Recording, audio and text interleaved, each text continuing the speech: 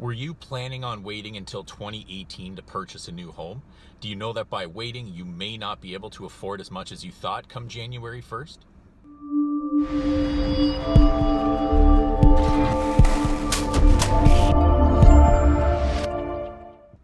Hi everyone, I'm Garrett Verbakel with Century 21 Heritage House.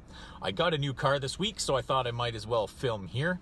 I had a great experience at Brantford Honda and with Agnes in particular, and I'll provide her details down below if anyone's in the market for a car.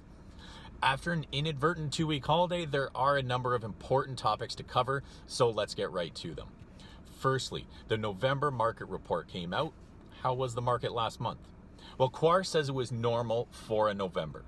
While many of the metrics were down from last year, it's important to remember that last year saw many record-breaking months, so they are a bit of an outlier. But based on the 5-year average, November 2017 was typical. And I'll link below to the market report so you can have your own look. Second, the Bank of Canada decided not to implement another rate hike affecting mortgage rates across the country. This means that the banks and your lenders won't be seeing an increase in the mortgage rates offered to you. This is a great bit of news, especially as it leads into my final topic of the day, that the new mortgage rules will be coming into effect at the end of the month. I've mentioned it in another video, but it really is that important that you go speak to your lender if you haven't for a while.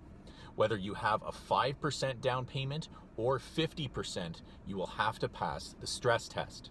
This means that you'll likely be qualifying for less of a mortgage than you may have in previous years, and it's important to check with your lender to see what that number is, especially if you haven't spoken to them since October.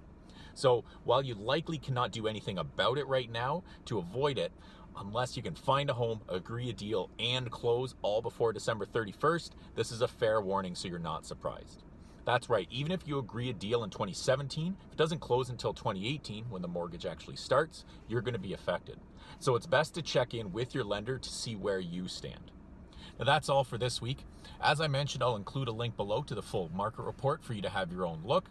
And if you have any questions about how the new mortgage rules may affect you, I'm happy to field your questions or refer you to one of my lenders that can give you a detailed explanation. Until next week, I'm Garrett Verbakel with Century 21 Heritage House.